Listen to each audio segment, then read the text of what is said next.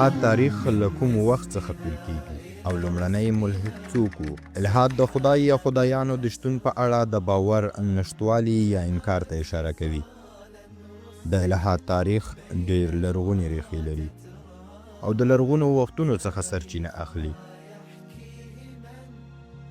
ځینې لرغوني یوناني فیلسوفان لکه دیوجان سینوپي او ایپیکور غیر توحیدي نظریات وړاندې کړي وو. په تاریخ کې لومړنی ملحد په ځانګړي ډول نه دی پیژندل شوی، خو دیوجان سینوپي کال 323 تر 412 مخکې له میلاده د هغو لومړنیو کسانو څخه و چې د مذهبي سنتي عقیدو انکار یې وکړ.